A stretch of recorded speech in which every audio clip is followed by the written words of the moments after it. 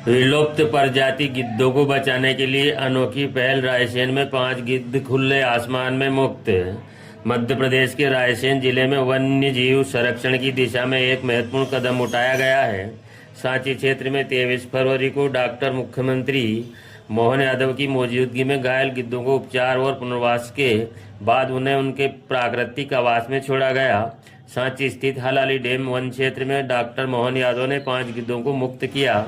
इन गिद्धों का प्रदेश में अलग अलग जिलों से रेस्क्यू कर इलाज और देखभाल के बाद प्राकृतिक वातावरण में छोड़ा गया। इनमें 4 देशी और 1 विदेशी प्रजाति का गिद्ध शामिल है। विशेषज्ञों के अनुसार गिद्धों की संख्या में आई भारी गिरावट के बीच यह पहल उनके संरक्षण और प्रजनन के लिए अहम साबित होगी। गिद्धों का प्राकृतिक आवास रायसेन जिले में एक गांव गिद्धगढ़ के नाम से जाना जाता है, जिसे गिद्धों का प्राकृतिक आवास माना जाता है। यह वन्य क्षेत्र और आसपास का पर्यावरण इन पक्षियों के लिए अनुकूल है। गिद्धों की घटती संख्या देश भर में चिंता का विषय है।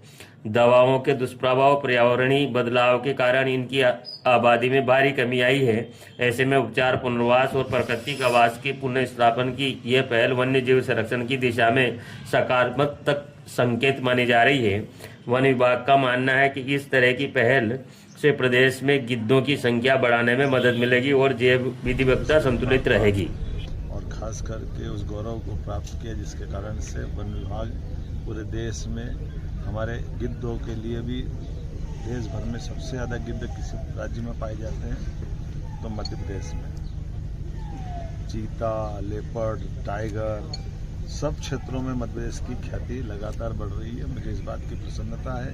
हमारे जंगल भी आबाद हो रहे हैं, जंगल के जानवर भी आबाद हो रहे हैं, पक्षी भी आबाद हो रहे हैं और राज्य की प्रगति भी उल्लेखनीय रूप से आगे बढ़ रही है। इसीलिए दुनिया भर में वन्य प्राणियों के लिए जिज्ञासु पर्यटक बड़ी संख्या में मध्य प्रदेश आ रहे हैं, देशी भी विदेशी भी। यशस्वी प्रधानमंत्री के नेतृत्व में मध्य प्रदेश सरकार सब क्षेत्रों में काम कर रही है। उसमें फॉरेस्ट में हमारा नंबर 1 पे।